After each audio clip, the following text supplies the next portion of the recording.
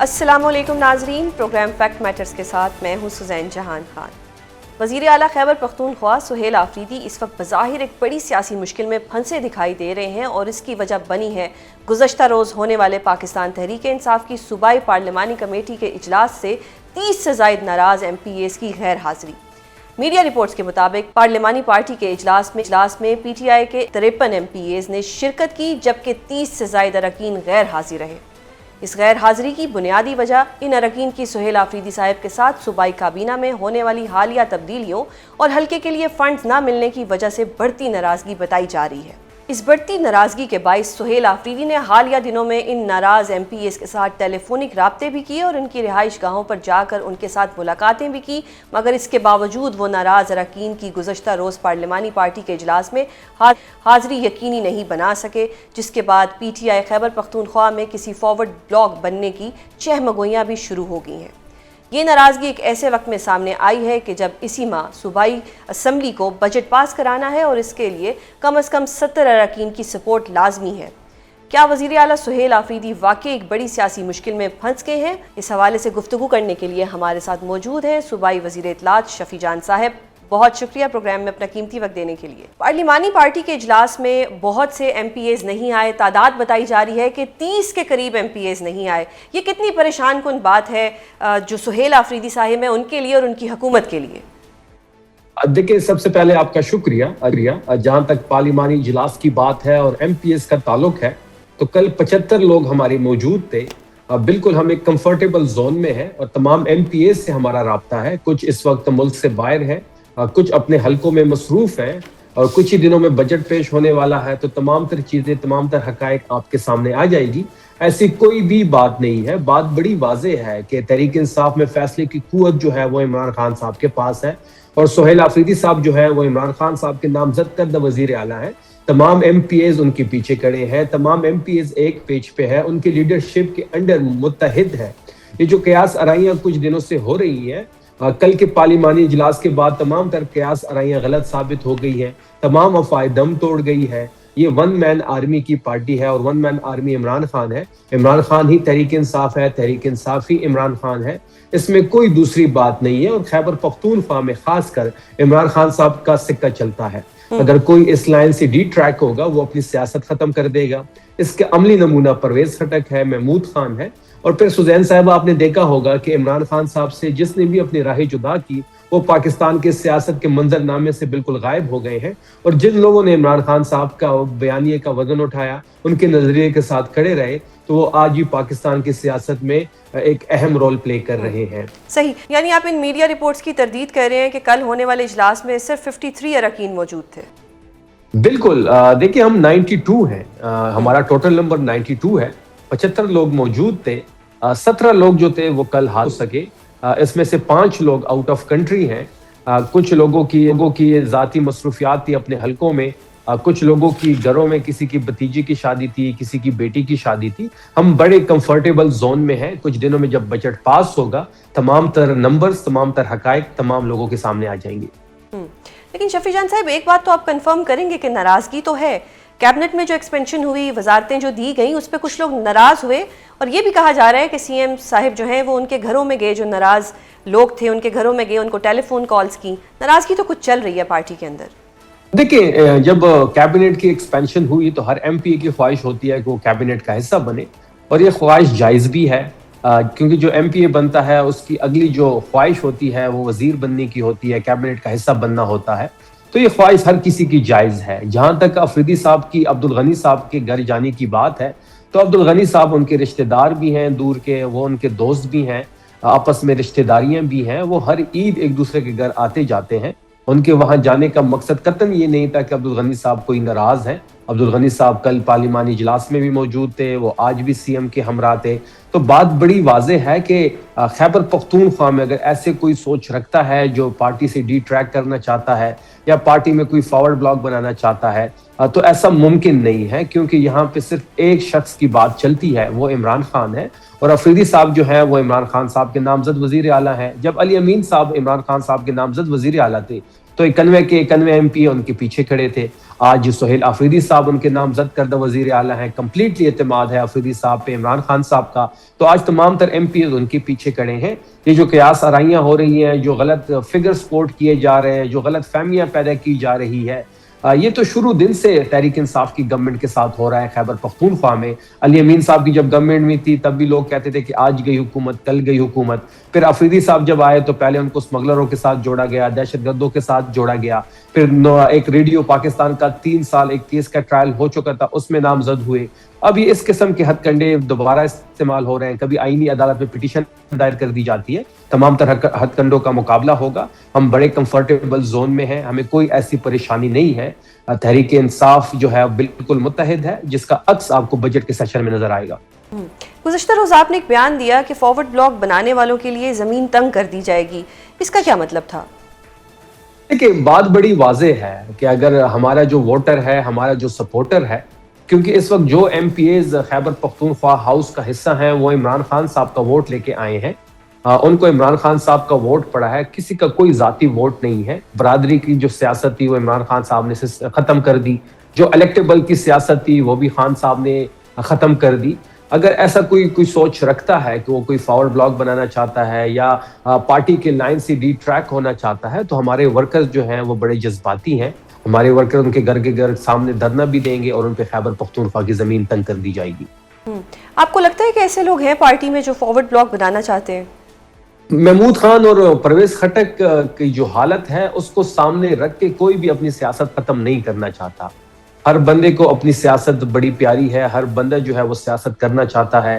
ایک سیاسی ورکر کی خواہش ہوتی ہے کہ وہ ایم پی اے بنے، آگے وہ وزیر بنے، تو ہر بندہ اپنی سیاست ختم نہیں کرے گا۔ میں نے شروع میں کہا کہ خیبر پختونخوا میں صرف ایک ہی پارٹی ہے، وہ عمران خان صاحب کی تحریک انصاف ہے۔ کوئی بھی اس سے اگر ادھر ادھر ہوگا عمران خان صاحب کا ووٹ لے کے تو اس کا جو مستقبل ہے وہ تاریک ہوگا۔ سر، اجلاس میں گنڈا پور صاحب بھی غیر حاضر تھے، کچھ ناراضگی ان کی بھی چل رہی ہے، کوئی واٹس ایپ میں انہوں نے بھی کچھ ایسے الفاظ کہے ہیں؟ نہیں، گنڈا پور صاحب جب وزیر اعلیٰ کے منصب سے ہٹے ہیں اس کے بعد انہوں نے کوئی پارلیمانی اجلاس جو ہے وہ اٹینڈ نہیں کیا، اور کل کے اجلاس میں بھی وہ شریک نہیں تھے، تو وہ تو ایک نارمل بات ہے، اس میں تو ایسی کوئی بڑی بات نہیں ہے۔ اچھا، کیا یہ بھی تھاٹ ہے کہ آفریدی صاحب کے ذہن میں کہ تھوڑی گورننس پہ توجہ دی جائے؟ وہ زیادہ تر دوسرے صوبوں کے دورے کرتے رہے، احتجاج پہ فوکس رہا، اب گورننس پہ توجہ دینے کی زیادہ ضرورت ہے تاکہ ان کی سپورٹ بڑھے۔ دیکھیں، آفریدی صاحب کو یہ داد دینی پڑے گی کہ آفریدی صاحب گورننس کو بھی آگے لے کے جا رہے ہیں، اور ان کے آنے کے بعد تحریک میں بھی ایک مومنٹم پکڑی ہے، تحریک میں ایک نئی روح آ گئی ہے۔ اسٹریٹ موومنٹ کا جو ایک عملی نمونہ آپ نے دیکھا ہوگا، میس موبلائزیشن جس طریقے سے انہوں نے کی، اس کے بعد گورننس کے اگر آپ فیکٹس اینڈ فگرز دیکھیں، باقی صوبوں سے اس کو میچ کریں، ٹرانسپیرنسی، انٹرنیشنل ٹرانسپیرنسی کی رپورٹ اٹھا لیں، غربت کی رپورٹ اٹھا لیں، بجٹ کی بات ہو یا جو بھی سیکٹر ہو، خیبر پختونخوا کی حکومت بہت اچھا پرفارم کر رہی ہے۔ سوزین صاحبہ، میں نے کئی بار جو ہماری نون لیگ کے یا پیپلز پارٹی کے دوست ہیں ان کو چیلنج بھی کیا کہ ہم اپنی 12 سالہ پرفارمنس آپ کے سامنے رکھتے ہیں، آپ اپنی پرفارمنس لے کے آئیں، وہاں کوئی سیاسی بات نہیں کرتے، لیکن اس چیلنج کو کوئی ایکسیپٹ ہی نہیں کر رہا، کیونکہ ان کو پتہ ہے کہ محدود وسائل میں خیبر پختونخوا کی حکومت سہیل آفریدی صاحب کی لیڈرشپ کے انڈر بڑا اچھا پرفارم کر رہی ہے، چاہے وہ گورننس ہو چاہے تحریک ہو۔ بانی کی عمران خان صاحب جو ہیں چیئرمین، جو ہمارے لیڈر ہیں، ان کا بھی سہیل آفریدی صاحب پر مکمل اعتماد ہے، اور ہم گورننس کو بھی آگے لے کے بڑھ رہے ہیں۔ اگر ہماری گورننس بہتر نہ ہوتی تو ہم تیسری دفعہ حکومت میں نہ ہوتے۔ خیبر پختونخوا کی تاریخ میں کوئی پارٹی دوسری مرتبہ حکومت میں نہیں آئی، تحریک انصاف تیسری گورنمنٹ کر رہی ہے۔ سر، ایک اور چیز بتائیے گا کہ خان صاحب کی رہائی کے لیے اب کیا اسٹریٹجی ہے پی ٹی آئی کے پاس؟ کیونکہ ابھی تو بہت دنوں سے ہم یہی خبر سن رہے ہیں کہ ناراضگی ہوگی، واٹس ایپ میں یہ میسج کر دیا، آپس میں لڑائی چل رہی ہے، جبکہ یہ ٹف ٹائم تو حکومت کو دینا چاہیے پی ٹی آئی کو۔ کل انشاءاللہ آفریدی صاحب کی سرپرستی میں ان کی لیڈرشپ کے انڈر تمام ایم پیز اڈیالہ آ رہے ہیں، تمام پارلیمنٹیرینز کو اڈیالہ کی کال دی گئی ہے۔ آفریدی صاحب بھی وہاں پہ موجود ہوں گے، وہ عمران خان صاحب سے اظہار یکجہتی کے لیے اڈیالہ جائیں گے، وہاں پہ آپ دیکھیں گے کہ آپ کو اڈیالہ جانے دیا جائے گا 26 نمبر چنگی پہ جس طرح پہلے روکا گیا تھا، دوبارہ بھی روک دیا جائے گا؟ دیکھیں، لاسٹ ٹائم جو ایک امتیازی سلوک خیبر پختونخوا کی چیف ایگزیکٹو کے ساتھ کیا گیا، اس کی مثال تو تاریخ میں نہیں ملتی۔ ہمیشہ خیبر پختونخوا کے ساتھ فیڈرل حکومت جب بھی نون لیگ کی آتی ہے یہ امتیازی سلوک روا رکھتے ہیں، کبھی یہ گندم کی ترسیل بند کر دیتے ہیں، کبھی سی این جی سیکٹر بند کر دیتے ہیں، کبھی گیس کی بندش، کبھی لوڈ شیڈنگ، تو یہ طرح طرح کی ان کے امتیازی سلوک خیبر پختونخوا کے ساتھ جاری رہتے ہیں۔ اور پھر جس طریقے سے 26 نمبر چنگی پہ آفریدی صاحب کو روکا گیا، ایک چیف صوبے کی چیف ایگزیکٹو ہیں وہ، 4.5 करोड़ लोगों को वो रिप्रेजेंट करते हैं, 4.5 करोड़ का मैंडेट उनके पास है, फेडरेटिंग यूनिट के वो सरबराह हैं, और जिस तरीके से पता नहीं कौन से कानून के तहत उनको रोका गया, किस आइन के तहत रोका गया, फिर आपने देखा कि वहां पे धरना जारी रहा, फिर 2-2:30 बजे वो धरना खत्म किया गया, वहां से रबर बुलेट्स फायर हुए। लेकिन शफी जान साहब, उस दौरान ये इतलात भी सामने आई कि मोहसिन नकवी साहब से टेलीफोनिक रब्ता हुआ, फिर एक मुलाकात हुई 14 मई को सुहेल आफरीदी साहब की मोहसिन नकवी साहब से, जिस पे अलीमा बीबी ने ये इंप्रेशन भी दिया कि इस मुलाकात का उनको नहीं पता था। एक सवाल तो मेरा ये है कि इस मुलाकात को खुफिया क्यों रखा गया? दूसरा सवाल ये है कि क्या इन मुलाकातों के बाद खान साहब के लिए कोई आसानियां पैदा होंगी? देखिए, पहली बात यह है कि तहरीक इंसाफ एक सियासी पार्टी है, हम तमाम सियासी लोग हैं और सियासी लोग बातचीत के अमल पे यकीन रखते हैं। जहां तक इस मुलाकात की बात है तो हमने कोई खुफिया मुलाकात नहीं की, ना ही हमने इसको खुफिया रखा। ये मुलाकात 14 मई को हुई थी, लाइन ऑर्डर की सिचुएशन पे बातचीत हुई थी, सूबे के अमन अमान के हवाले से डिस्कशन हुई थी, कोई सियासी बात वहां पे नहीं हुई थी। बैरिस्टर गौहर साहब वहां पे मौजूद थे, खान साहब के फैमिली का कोई मेंबर वहां पे मौजूद नहीं था। 14 मई को जो जब मुलाकात हुई तो उस सुबह पहले जो अफरीदी साहब हैं वो बनू गए, क्योंकि वहाँ पे खुदकुश हमला हुआ था, 15 हमारे पुलिस के नौजवान शहीद हुए। फिर हंगू आए वहाँ से, वहाँ एक माटर गोला सिविलियन आबादी पे गिरा, 6 हमारे सिविलियन वहाँ पे शहीद हुए, और उसी रात ये मुलाकात हुई है। और मैंने 20 मई को इस मुलाकात की तस्दीक की थी। अफरीदी साहब ने अपने प्रेस टॉक्स में काफी बार इस मुलाकात की तस्दीक की है। लेकिन सर, माय क्वेश्चन इज कि अलीमा बीबी को खुद बता दिया जाता, खान साहब की बहन तो वो हैं, बेशक उनका पार्टी में कोई रोल नहीं, लेकिन एक बहन तो है, उनको ये ट्वीट करके वजाहत ना देनी पड़ती कि वो उनको नहीं मालूम इस मुलाकात के बारे में? जी बिल्कुल, उन्होंने एक ट्वीट की थी, और कोई भी खान साहब के फैमिली का मेंबर इस मुलाकात में शरीक नहीं हुआ था। ये मुलाकात एक मनसब से थी। वजीर दाखिला एक मनसब पे फायज हैं, वजीर आला एक मनसब पे फायज हैं। बैरिस्टर गौहर जो है वो पार्टी की चेयरमैन है, खैबर पख्तूनख्वा में तहरीक इंसाफ की हुकूमत है। तो ये मुलाकात में किसी किस्म की सियासी बात नहीं हुई, और हम ये समझते हैं कि हुकूमत के जो भी रिप्रेजेंटेटिव्स हैं, जब भी उनसे इमरान खान साहब के मुतालिक बात हो, रसाई हो, या फिर डॉक्टर की रसाई हो या मुलाकात हो, तो तब हमने उनको बेइख्तियार पाया है। ये हमेशा यही कहते हैं कि मैं पूछ के बताऊंगा, हम पूछ के बताएंगे, लेकिन कभी भी उन्होंने हमें रिप्लाई बैक नहीं किया। तो सर, यानी ये कहना दुरुस्त होगा कि अब जो एक इक्वेशन है सीएम साहब की, वो नकवी साहब के साथ बन गई है और आइंदा भी ये मुलाकातें होंगी? देखिए, नकवी साहब से तो अपेक्स की जो मीटिंग थी उसमें भी मुलाकात हुई थी, फिर एक लाइन ऑर्डर की सिचुएशन पे टाइम टू टाइम उनसे गुफ्तगू भी होती है, फिर एक 14 मई को मुलाकात हुई। देखिए, मैंने शुरू में सुजैन साहिबा इस बात को क्लियर कर दिया कि वो दोनों अपने मनसब पे दोनों फायज हैं। एक मुल्क का वजीर दाखिला है, दूसरा एक सूबे का वजीर आला है।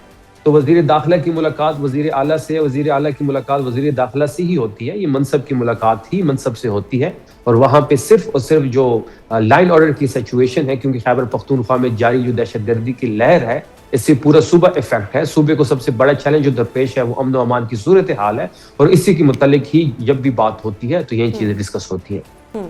शफी जान साहिब, ये तो आप मानेंगे ना कि पार्टी के अंदर कुछ ना कुछ इशू तो चल रहे हैं। एक तरफ पार्लियामेंट के फ्लोर पे लड़ाई होती है जुनैद अकबर साहब की, इकबाल आफरीदी साहब की, ऑन द अदर हैंड ये जो कयास हराइयाँ बकौल आपके ये हो रही हैं कि जी नाराज हैं अरकान, तो मसले तो चल रहे हैं और इन मसलों को सॉर्ट आउट तो करना है पीटीआई ने। तहरीक इंसाफ सबसे बड़ी पॉलिटिकल पार्टी है, एक ही नेशनल पार्टी है। जब पार्टी इतनी बढ़ जाती है तो छोटी मोटी इश्यूज रहते हैं। इकबाल आफरीदी साहब का आपने जिक्र किया, उनका रवैया बिल्कुल मुनासिब नहीं था। जुनैद अकबर खान साहब हमारे सूबाई सदर हैं, हमारे सीनियर रहनुमा है, बहुत ज्यादा उनकी कुर्बानियां हैं। वो जो रवैया उनसे इख्तियार किया गया वो मुनासिब नहीं था। इकबाल आफरीदी साहब को शोकाज नोटिस भी देना चाहिए था, या इकबाल आफरीदी साहब को माफ़ी भी मांगनी चाहिए थी उस एक्ट पे जो उन्होंने असम्बली के फ्लोर पे किया। देखिए, कमरे के अंदर 100 इख्तिलाफ सही, लेकिन जब हम बाहर निकलते हैं तो हम हमारी चीज़ें इन ऑर्डर होती है। सबसे बड़ी पॉलिटिकल पार्टी है तो ये छोटी मोटी चीज़ें होती रहती हैं। तमाम MPs मुत्तहिद हैं, तमाम पार्लियामेंटेरियंस मुत्तहिद हैं। कौमी असम्बली के अंदर भी तहरीक इंसाफ को एक वाइब्रेंट रोल प्ले करना पड़ेगा, और खैबर पख्तूनख्वा की असम्बली में बजट जब पेश होगा तो तमाम हकायक आपके सामने आ जाएंगे। बहुत शुक्रिया शफी जान साहिब प्रोग्राम में अपना कीमती वक्त देने के लिए। नाजरीन, आपने सुना कि बकौल शफी जान Sahib all is well, party में कोई नाराज़गी नहीं है। कुर्बानी वाली ईद तो गुजर गई, लेकिन बजट पर हुकूमत किसको कुर्बान करने जा रही है, इस हवाले से गुफ्तगू करने के लिए हमारे साथ मौजूद हैं वफाकी वजीर बराए सरमायाकारी बोर्ड कैसर अहमद शेख। बहुत शुक्रिया सर प्रोग्राम में अपना कीमती वक्त देने के लिए। शेख साहब, सबसे पहले तो ये बताएं कि अप्रैल से लेके अब तक जो महंगाई थी वो 11% से बढ़कर 11.5% हो गई है, इसको हुकूमत की नाकामी कहा जाए? बिस्मिल्लाहिर्रहमानिर्रहीम। आप देखिए, ये महंगाई तो दुनिया पाकिस्तान में हर चीज़ तो बनती नहीं है ना, तो काफ़ी चीज़ें हमारे यहाँ इंपोर्ट होती हैं, और दुनिया में भी ये देखें जो ऑयल की प्राइसेस हैं آج سے 3 مہینے پہلے $70 تھی، تو آج وہ 92 اور 95 ابھی ڈالر اس سے اوپر چلی گئی ہے، تو 40% تو وہ بڑھ گئی. تو اس کا امپیکٹ تو یہ حکومت کی کوئی بھی ہو، اس کا امپیکٹ تو آنا ہی آنا ہوتا ہے. برڈ جو جب دنیا میں قیمتیں کم ہوتی ہیں تو ہمارے یہاں بھی مہنگائی کم ہو جاتی ہے. یہ تو ہمارا چلا گیا تھا 4-5% تک مہنگائی، لیکن 3 مہینے کی جو وار ہوئی ہے اس میں کافی امپیکٹ ہوا ہے. ہمارا آئل جو ہے امپورٹڈ ہے اور ہمیں پے کرنا ہوتا ہے دنیا کی قیمتوں پہ. تو اس وجہ سے کوئی شک نہیں کہ مہنگائی بڑھی ہے، لیکن انشاءاللہ میں سمجھتا ہوں جنگ بند ہو جائے گی جلد ہی، اور اس کا امپیکٹ بہت بہتر آئے گا پاکستان پہ. لیکن شیخ صاحب میں بیسکلی یہ جاننا چاہ رہی ہوں کہ ہم ہر چیز ملے گا. جی ہم وار پہ نہیں ڈال سکتے. چلیں وار کی وجہ سے پیٹرول مہنگا ہوا، لیکن 117 روپے لیوی کیوں بڑھا دی گئی؟ نہیں، وہ دیکھیں نا، وہی جو وار کی وجہ سے جو آپ کہہ رہی ہیں نا، ہر چیز کی جو ریٹ بڑھے اور پھر یہاں اس کی ڈیمانڈ، امپورٹ کی ڈیمانڈ بھی کم ہوئی، تو یہ ساری چیزیں امپیکٹ ہوا. اس لیے تقریباً 1000 ارب روپے FBR کا جو ریونیو ہے وہ اسٹیمیٹ ابھی تک 800 کی کچھ ارب ہو چکا ہے، لیکن اگلے مہینے یعنی جون اینڈ تک 1000 ارب بھی ڈیفیسٹ جو ہمارا اسٹیمیٹ تھا اس سے کم ہونے کا ہے. تو یہ اسی وجہ سے دیکھیں نا، ہمیں فردر لگانا پڑتا ہے، لیوی لگانی پڑتی ہے، امپروو کرنا ہے کہ ہمارا ڈیفیسٹ کم ہو نا.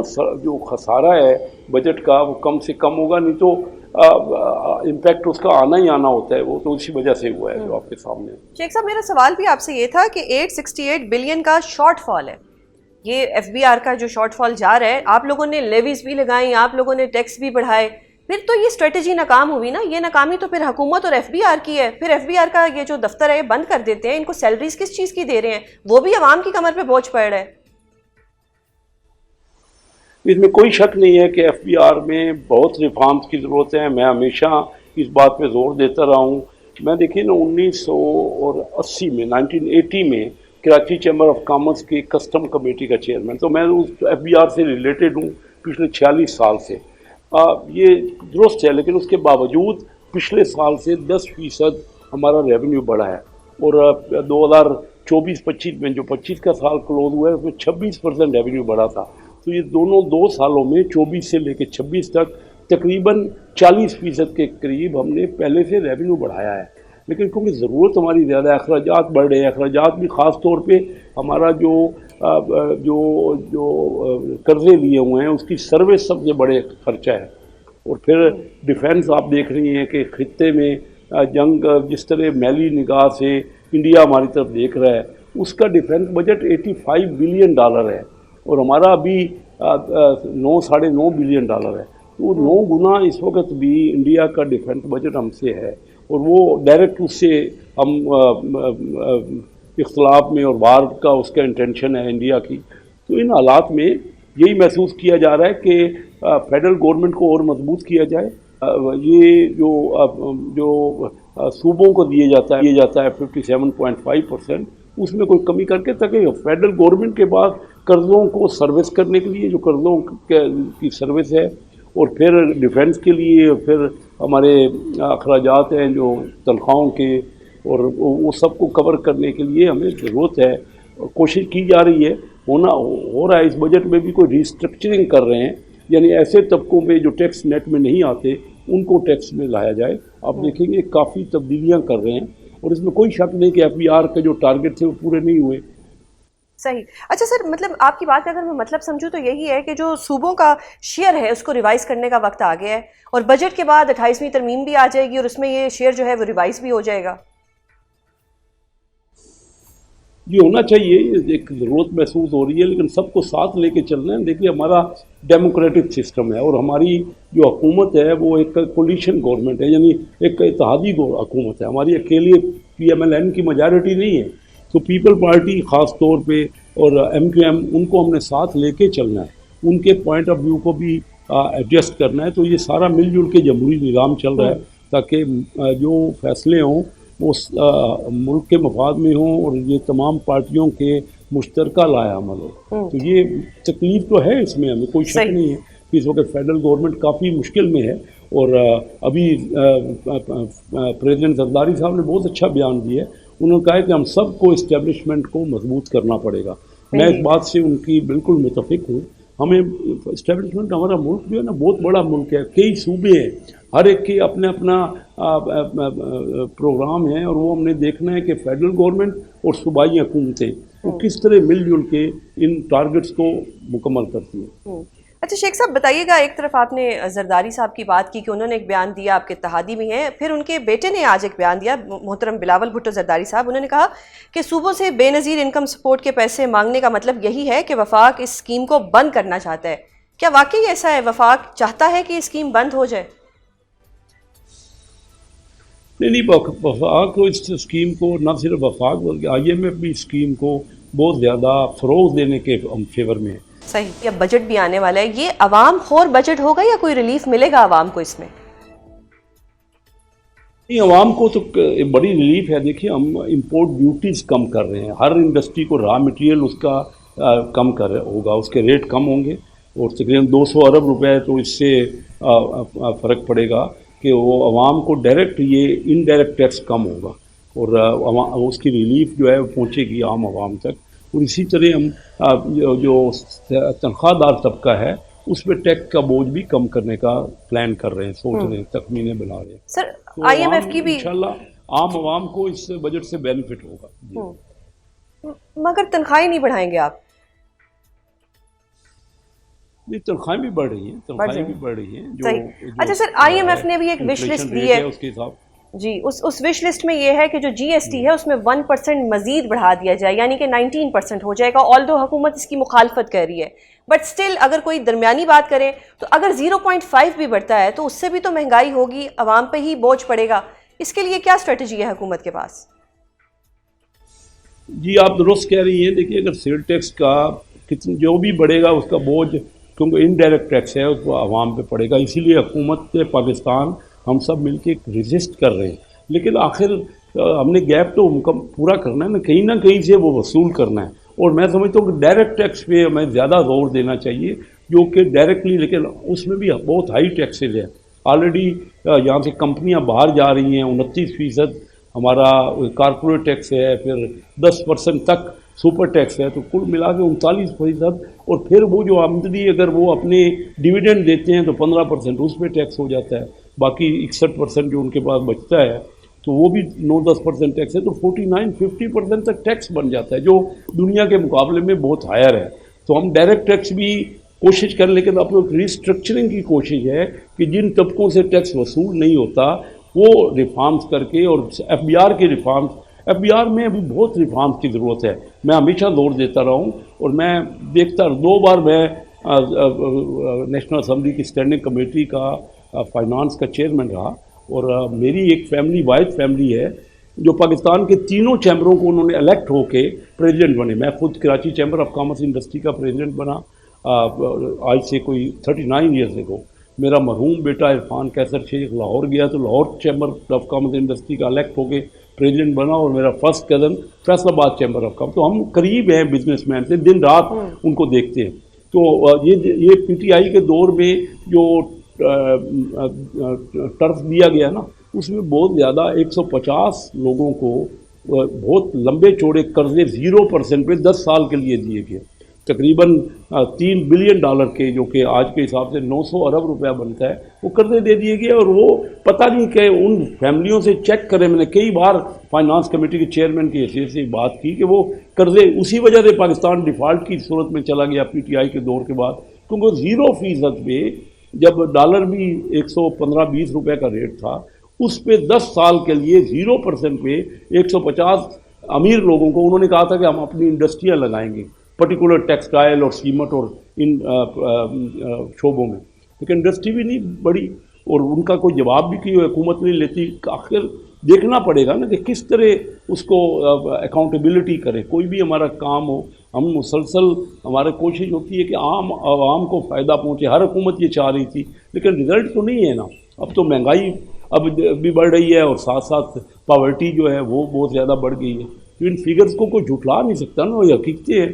ہم نے اپنے آپ، میں چین دیکھتا ہوں، جب ہماری حبیب بینک کی بلڈنگ بنی نا 68-69 میں، تو ایشیا میں صرف جاپان اور ہانگ کانگ کو چھوڑ کے ایشیا کے کسی ملک میں ایسی بلڈنگ نہیں تھی. آج میں چین جاتا ہوں، پچھلے سال 2-3 بار گیا ہوں، تو اس میں نے ہزاروں بلڈنگ دیکھی ہے جو ہیوج بلڈنگ وہ بن رہی ہیں. ان کے یہاں سیکنڈ لارجسٹ اکانومی ہو گئی ہے. بالکل سر، ان کی کیا گورنمنٹ ہے، مطلب ہماری گورنمنٹ کا اور ان کی گورنمنٹ ہے، پھر وہ عمران خان صاحب کا دور ہو، نون لیگ کا دور ہو یا پیپلز پارٹی کا دور ہو. یہ سب کو موقع ملا نا. پچھلے 27 سال میں 9 سال پرویز مشرف صاحب کی حکومت رہی، اور پھر ملا کے 5 سال پیپل پارٹی اور 4 سال پی ٹی آئی، اور 9 سال 2 بار مسلم لیگ نواز کی حکومت رہی. لیکن کسی بھی ایک سال میں یہ آپ دیکھیں کہ ہمارا ڈیفیسٹ بڑھتا گیا، ہمارے قرضے بڑھتے گئے. تو اب یہی چار شعبے ہیں نا کہ ہماری تینوں پارٹیاں، تو اب مین پارٹیاں یہی ہیں. آج الیکشن، کبھی بھی کوئی الیکشن ہوتے ہیں ان 3 پارٹیوں میں ہی کے اندر آپس میں کمپٹیشن ہے نا. لیکن تینوں کو تو موقع ملا ہے، تو ہم سب کو مل کے ایک بار ایسا جو ملک کو اتحاد کر کے ہم اگر آپس میں لڑتے رہیں گے اور ٹسل کرتے رہیں گے، اور یہاں پہ پولیٹیکل اسٹیبلٹی نہیں ہوگی، تو نہ باہر کے انویسٹر کی انٹرسٹ ہوگا. تو یہاں پہ ٹیکسز اتنے زیادہ کیا کیا جائے، اور عوام کا اس کا بوجھ برداشت کر رہے. لیکن اب یہ حکومت میاں شہباز شریف صاحب کی حکومت پوری محنت کر رہی ہے اور پورا دن رات توجہ کر رہی ہے.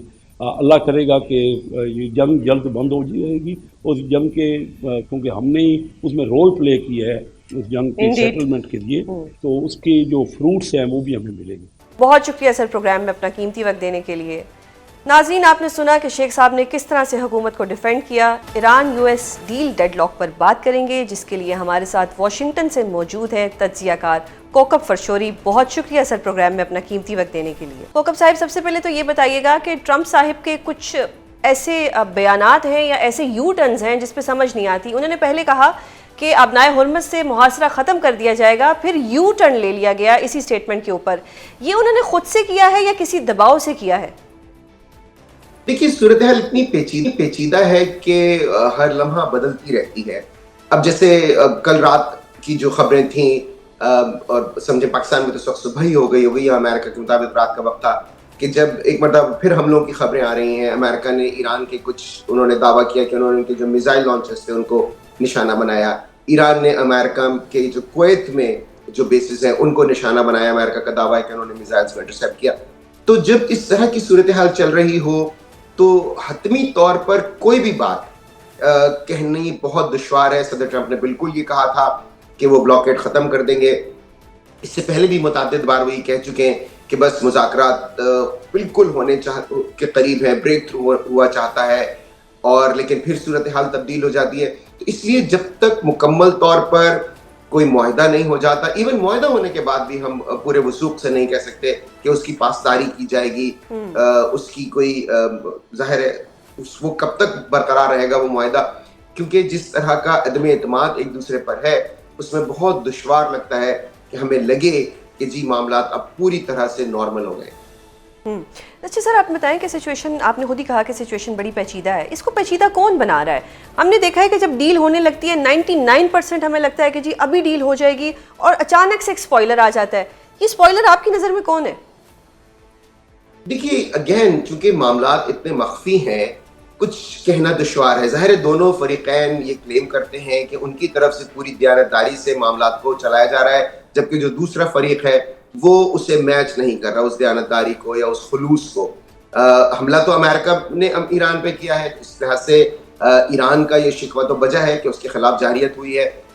اس پر اسرائیل نے حملہ کیا، اس کے اسرائیل کے خلاف بھی ایران کا شکوہ بجا ہے کہ اس کے خلاف جارحیت کی گئی ہے. جواب میں ایران نے جس طرح سے نشانہ بنایا تو ظاہر ہے کہ جو گلف اسٹیٹس ہیں ان کی طرف سے بھی.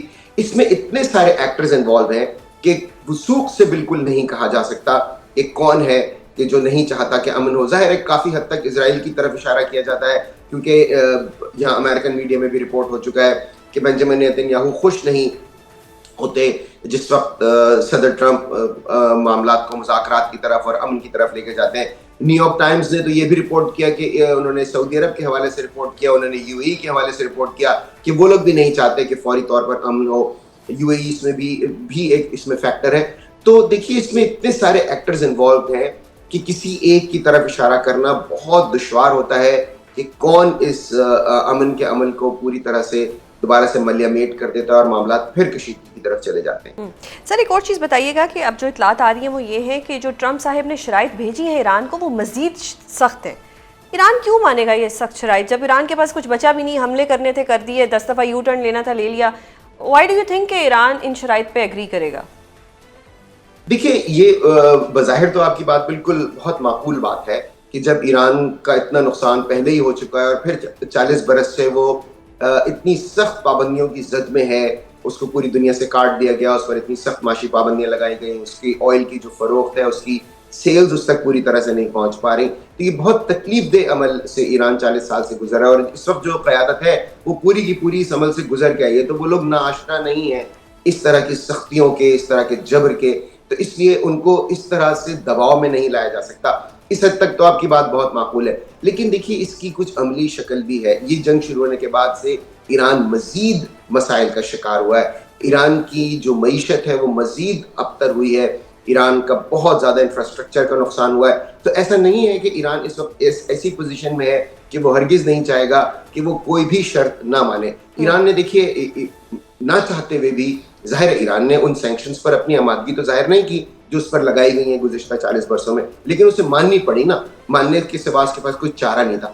اس وقت اس لحاظ سے بات یہ درست ہے کہ ایران خود کو اس پوزیشن میں نہیں سمجھتا کہ وہ اتنا لاچار ہے کہ جو شرط بھی اس کے سامنے رکھی جائے گی وہ مان لے گا، اور یہی ظاہر ہے کہ کوشش ہو رہی ہے ایران کے جو مخالفین ہیں ان کی طرف سے کہ ایران کو اتنا بے کس، اتنا لاچار کر دیا جائے کہ اس کے سامنے جو بھی شرط رکھی جائے وہ مان جائے۔ لیکن کم از کم ہم یہ تو کہہ سکتے ہیں کہ ایران خود کو اس پوزیشن میں لے آیا کہ اس پر اب مطلب دو فریق بات کر رہے ہیں، اس طریقے سے صورتحال بنی ہے۔ ورنہ آپ دیکھیں کہ گزشتہ 40 برسوں میں تو بالکل یک طرفہ تھے معاملات، یونیلیٹرلی جو سینکشنز لگانی تھیں لگائی جا سکتی تھیں۔ اس وقت ایران سے نہیں پوچھا جاتا تھا کہ کیا ہم آپ پہ یہ پابندی لگا دیں، کیا آپ اس معاہدے کے لیے آمادہ ہیں، کیا ہم اس طرح کا معاہدہ کر لیں، یک طرفہ پابندیاں لگا دی جاتی تھیں۔ اس جنگ کے بعد کم از کم ایران خود کو اس پوزیشن میں سمجھ رہا ہے کہ اب اس کے خلاف کوئی بھی کارروائی کرنے سے پہلے اس سے بات کی جا رہی ہے، اس سے پوچھا جا رہا ہے کہ ہم یہ کر رہے ہیں، ہم یہ کر رہے ہیں، آپ کیا کریں گے بدلے میں۔ تو کچھ حد تک تو ایران کی پوزیشن مستحکم ہوئی ہے، لیکن یہ انفائنائٹ نہیں ہے، لامحدود نہیں ہے۔ ایسا نہیں ہے کہ ایران جب تک چاہے۔ یہ بھی کہا جا رہا ہے کہ ٹرمپ صاحب یہ جو محاصرہ ہے اس کو جان کے لنگر آن کر رہے ہیں، ڈریگ کر رہے ہیں، تاکہ یہ جو جتنا بھی دباؤ ڈالا جا سکتا ہے ایران کے اوپر وہ ڈالا جا سکے۔ ایبسلیوٹلی، بالکل درست بات ہے یہ، کیونکہ دیکھیے جب دو فریق کسی طرح کے اس طرح کے جب جاتے ہیں معاہدے سے پہلے تو وہ کوشش کرتے ہیں کہ سامنے والے فریق کو وہ اتنا مجبور کر دیں کہ وہ ان کی شرائط پر معاہدہ کرنے پر آمادہ ہو جائے۔ اس وقت ایگزیکٹلی یہی ہو رہا ہے کہ دونوں فریقین چاہتے ہیں، اور ظاہر ہے چونکہ امریکہ ایک سپر پاور ہے، اس کے پاس زیادہ وسائل ہیں، اس کے پاس اس طرح کی ظاہر ہے اس کی یہ سہولت میسر ہے کہ وہ ایران کے خلاف اس طرح کی کارروائیاں کر سکتا ہے۔ ایران تو ظاہر ہے اس طرح کا کچھ کر نہیں سکتا، تو یقینی طور پر اس معاملے میں وسائل کے اعتبار سے امریکہ کی پوزیشن زیادہ مستحکم ہے، لیکن ایران نے اس دفعہ جس طرح کی مزاحمت دکھائی ہے اور جس طرح سے اب تک وہ اس تنازع کو لے گئے ہیں جتنا دور، اس میں اس بات کا امکان بہت کم ہے کہ وہ ہر شرط بلا چوں چرا مان لیں۔ یقینی طور پر وہ مزاحمت کریں گے، اور اب تک تو کرتے آ رہے ہیں۔ بہت شکریہ کوکب صاحب پروگرام میں اپنا قیمتی وقت دینے کے لیے۔ ناظرین، پروگرام کا وقت ختم ہوتا ہے، کل آپ سے دوبارہ ملاقات ہوگی، اپنا بہت خیال رکھیے گا، اللہ حافظ۔